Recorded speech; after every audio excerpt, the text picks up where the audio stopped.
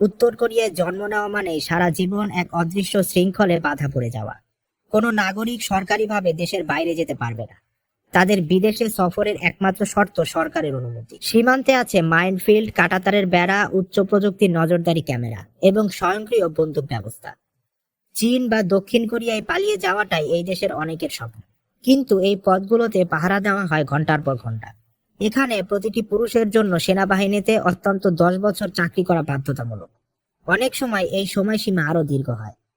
একজন কিশোর মাত্র 17 বছর বয়সে সেনাবাহিনীতে যোগ দেয় এবং ফিরে আসে প্রায় 30-এর কোঠায়, একটি পুরো যৌবন কাটিয়ে। তাহলে ভাবতেই পারছেন এই দেশে ঠিক কতটা ভয়াবহ নিয়ম। এই দেশে মত প্রকাশ বলতে কোনো শব্দ নেই। আপনি সরকারের বিরুদ্ধে কিছু বললে বা কিং জং উনের সম্পর্কে নেতিবাচক কিছু বললে, শুধু আপনিই নন, আপনার পুরো পরিবারকেও শাস্তি ভোগ করতে হবে। উত্তর কোরিয়ার মিডিয়া সম্পূর্ণরূপে সরকারের নিয়ন্ত্রণে। টেলিভিশন, রেডিও, সংবাদপত্র সবই কেবল সরকার অনুমোদিত খবর বা প্রচার চালায়। সাধারণ মানুষের জন্য বাইরের বিশ্বের খবর জানার কোনো উপায়ই নেই। এই পৃথিবীতে উত্তর কোরিয়া একমাত্র দেশ যেখানে 3 প্রজন্মের শাস্তি নীতি চালু আছে। এর মানে যদি একজন ব্যক্তি কোনো অপরাধ করে, তাহলে তার সন্তান ও নাতিও সেই অপরাধের জন্য শাস্তি পায়। শুনতে অবিশ্বাস্য লাগলেও 2009 সালে মাত্র 2 বছরের এক শিশুকে আজীবন কারাদণ্ড দেওয়া হয়েছিল, শুধুমাত্র এই কারণে যে তার দাদা দাদির বাড়িতে একটি বাইবেলের কপি পাওয়া গিয়েছিল। কারণ উত্তর কোরিয়ায় ধর্মচর্চা সম্পূর্ণ নিষিদ্ধ। মুসলিম, খ্রিস্টান, হিন্দু বা অন্য যে কোনো ধর্ম মানা এখানে অপরাধ হিসাবে গণ্য হয়। বাইবেল রাখা বা ধর্মীয় কোনো কর্মকাণ্ডে যুক্ত হওয়া মানে মৃত্যুদণ্ড কিংবা আজীবন বন্দিত্ব। উত্তর কোরিয়ায় বাইরের বিশ্বের মানুষ প্রবেশ করতে পারে খুব সীমিত সংখ্যায়, এবং সেটা কঠোর নিয়ন্ত্রণের মাধ্যমে। যদি কোনো বিদেশিকে সফরের অনুমতি দেওয়া হয়, তাহলে তার ভ্রমণের প্রতিটি মুহূর্তে সরকারের প্রতিনিধি তার ছায়ার মতো সঙ্গে থাকে। সে কোথায় যাবে, কি খাবে, কার সঙ্গে কথা বলবে, সবকিছুই পূর্ণ নির্ধারিত থাকে। এমনকি ছবিও তোলা যায় সরকারের নির্ধারিত কিছু জায়গাতেই। একবার ভুল করেও কিছু নিষিদ্ধ ছবি তুললে বা সাধারণ মানুষের সঙ্গে কথা বললেও তার ফলাফল হতে পারে জেল কিংবা রাষ্ট্র থেকে বহিষ্কার। উত্তর কোরিয়ায় কোনো বিদেশি পর্যটক যদি ভেতরের বাস্তবতা জানার চেষ্টা করে, তাহলে সেটাই হয়ে উঠতে পারে তার জীবনের সবচেয়ে বড় ভুল। এই দেশে একজন বিদেশিকে কেবলমাত্র সরকার নির্ধারিত কিছু পরিচ্ছন্ন এলাকা দেখানো হয়, যেখানে সবকিছু সাজানো, জনগণ হেসে কথা বলে, রাস্তাগুলো পরিষ্কার এবং ছবি তোলার অনুমতি থাকে। তবে সেই মুহূর্তে তারা জানে না এই হাসি খুশি মানুষগুলোর পেছনে আছে এক অদৃশ্য কান্নার গল্প। উত্তর কোরিয়ার এই নির্মম বাস্তবতা প্রথম বিশ্বের সামনে প্রকাশ করেছিল অটো ওয়ার্মবিয়ার নামক এক মার্কিন যুবক। 2015 সালে তিনি উত্তর কোরিয়া ভ্রমণে গিয়েছিলেন পর্যটক হিসেবে। হাসি খুশি তরুণটি কিছু বুঝে ওঠার আগেই 2016 সালে তাকে গ্রেপ্তার করা হয়। তার ওপর অভিযোগ ছিল তিনি তার হোটেল রুম থেকে সরকারের একটি প্রোপাগান্ডা পোস্টার খুলে ফেলেছিলেন। এই ছোট্ট ঘটনাটিকে কেন্দ্র করে তাকে রাষ্ট্রদ্রোহের উপাধি দেওয়া হয়। ফলাফল, তাকে 15 বছরের কঠোর শ্রম সহ কারাদণ্ড দেওয়া হয়। এই ঘটনাটি কেবল এক দৃষ্টান্তই নয়, এটি প্রমাণ করে উত্তর কোরিয়া মূলত একটি পুরো জাতিকে বন্দী করে রেখেছে। এটি যেন একটি বিশাল জেলখানা, যেখানে প্রাচীর নেই, অথচ কেউ পালাতেও পারে না, যেখানে মানুষ খোলা আকাশের নিচে থেকেও একটি শ্বাসও স্বাধীনভাবে নিতে পারে না। এই কারণেই বহু উত্তর কোরিয়ার নাগরিক জীবনের ঝুঁকি নিয়ে বর্ডার ক্রস করে অন্য দেশে পালিয়ে যাওয়ার চেষ্টা করে। তবুও এই সব জেনেও তারা ঝাঁপ দেয়, কারণ তারা তাদের দমবন্ধ জীবন সহ্য করতে পারে না। কিন্তু তাদের জন্য এই পলায়নও এতটা সহজ নয়, কারণ উত্তর কোরিয়া তাদের সীমান্তে প্রায় 7,50,000 সৈন্য মোতায়েন করে রেখেছে। এই ছাড়াও রয়েছে উত্তর কোরিয়ার ভৌগোলিক অবস্থান। উত্তর কোরিয়া 3 দিক থেকেই ঘেরা। দক্ষিণে রয়েছে কাঁটাতার দিয়ে ঘেরা ডিমিলিটারাইজড জোন বা ডিএমজে, যা বিশ্বের অন্যতম নিরাপত্তা বেষ্টিত সীমান্ত। এদিক দিয়ে পালানো প্রায় অসম্ভব। পূর্ব ও পশ্চিমে রয়েছে বিশাল সমুদ্র, যা না পারদর্শী হলে পাড়ি দেওয়া অসম্ভব, এবং ধরা পড়ার আশঙ্কা এখানে সবচেয়ে বেশি। তবে কিছু মানুষ উত্তর দিয়ে চীনের সীমান্ত পার হওয়ার চেষ্টা করে, যা তুলনামূলকভাবে কম সুরক্ষিত। তবে যারা উত্তর কোরিয়া থেকে পালাতে চায়, তাদের কাছে বাস্তবিক অর্থে সবচেয়ে সম্ভাব্য এবং আশার আলো হয়ে ওঠে একটি মাত্র দেশ, সেটি হচ্ছে দক্ষিণ কোরিয়া।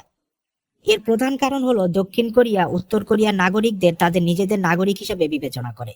অর্থাৎ উত্তর কোরিয়ায় যদি কোনো ব্যক্তি জীবনের ঝুঁকি নিয়ে সীমান্ত পেরিয়ে দক্ষিণ কোরিয়ায় পৌঁছে যায়, তবে সে দক্ষিণ কোরিয়ার আইনে পূর্ণ নাগরিকত্ব, নিরাপত্তা এবং পুনর্বাসনের সুযোগ পায়। তার জন্য সরকারিভাবে থাকা, খাবার, প্রশিক্ষণ, এমনকি চাকরিরও সুযোগ দেওয়া হয়। তবে কেউ সরাসরি দক্ষিণ কোরিয়ায় যেতে পারে না। এই জন্য তাদের নিতে হয় বিভিন্ন পদক্ষেপ। দক্ষিণ কোরিয়ায় প্রবেশ করার ঐতিহাসিক পথ হচ্ছে উত্তর কোরিয়ার উত্তর সীমান্ত। উত্তর কোরিয়ার উত্তরের সবচেয়ে বড় সীমান্ত চীন এবং একটি ছোট অংশ রাশিয়ার সঙ্গে যুক্ত। এই পথ তুলনামূলকভাবে সহজ মনে হলেও এটি মোটেও কম বিপজ্জনক নয়, কারণ উত্তর কোরিয়া চীন এবং রাশিয়ার দিক থেকে হামলার আশঙ্কা করে না, তাই এই সীমান্তে তাদের সেনা মোতায়েন অপেক্ষাকৃত কম। কিন্তু এই পুরো 1300 কিলোমিটার সীমান্তে বিপজ্জনক পাহাড় ও জঙ্গলে ভর্তি। পাশাপাশি উত্তর কোরিয়া ও চীনের সীমান্ত অধিকাংশই তুমেন এবং ইয়ালু নদীর পাশ দিয়ে চলে গেছে। অর্থাৎ যদি কেউ এই সীমান্তে পৌঁছাতেও পারে, তাহলে নদী পার হওয়ার একটি বিশাল চ্যালেঞ্জের মুখোমুখি হতে হবে তাকে। কিন্তু চীন বা রাশিয়ায় পৌঁছানো মানেই যে তাদের বিপদ শেষ তা কিন্তু নয়, কারণ উত্তর কোরিয়ার সাথে চীন এবং রাশিয়ার একটি সামরিক মৈত্রী আছে। এর মানে যদি চীন বা রাশিয়ার পুলিশ কোনো উত্তর কোরিয়ানকে ধরতে পারে, তাহলে তারা সরাসরি তাকে উত্তর কোরিয়ার হাতে তুলে দেয়। তাই পলাতকদের কাজ সেখানে শেষ হয় না, বরং সেখান থেকেও তাদের পালিয়ে নিরাপদ অন্য কোনো দেশে চলে যেতে হয়। চীনের দক্ষিণে মায়ানমার ও লাওস রয়েছে, কিন্তু এই দেশগুলোও ধরা পড়া পলাতকদের আবার উত্তর কোরিয়ায় ফেরত পাঠায়। ফলে তাদের একমাত্র নিরাপদ বিকল্প দেশগুলো হচ্ছে থাইল্যান্ড, ভিয়েতনাম এবং মঙ্গোলিয়া। এই দেশগুলোর চীনের সঙ্গে সরাসরি সীমান্ত রয়েছে এবং এই দেশগুলো উত্তর কোরিয়ানদের দক্ষিণ কোরিয়ায় পাঠিয়ে দেয়। যেহেতু দক্ষিণ কোরিয়া উত্তর কোরিয়ানদের নিজেদের নাগরিক বলে মনে করে, তাই এই তিনটি দেশ পলাতকদের জন্য সেফ কান্ট্রি। তারা সর্বপ্রথম চীন এবং রাশিয়ায় প্রবেশ করে, এরপর সেইখান থেকে থাইল্যান্ড, ভিয়েতনাম এবং মঙ্গোলিয়ায় যেতে হয়, বা তারা স্বেচ্ছায় আত্মসমর্পণ করে। এরপর সেখান থেকে তাদের বিমানযোগে দক্ষিণ কোরিয়ায় পাঠিয়ে দেওয়া হয়, যেখানে তারা নতুন জীবন শুরু করতে পারে। 1990 সাল থেকে এই পর্যন্ত এইভাবে মোট 34,000 উত্তর কোরিয়ান দক্ষিণ কোরিয়ায় পৌঁছাতে সক্ষম হয়েছে। তবে এই পথে পা বাড়ানো মানেই মৃত্যুর মুখে ঝাঁপ দেওয়া, কারণ উত্তর কোরিয়ার সীমান্তে রয়েছে কঠোর পাহারা। যখন এক উত্তর কোরিয়ান সৈনিক দ্রুতগতিতে নিজের জিপ চালিয়ে দক্ষিণ কোরিয়ার দিকে ছুটে চলছিল, যখন সীমান্তরক্ষীরা এই ঘটনা সম্পর্কে জানতে পারে, তখন তারা তাকে ধাওয়া করে এবং তার উপর গুলি চালাতে শুরু করে।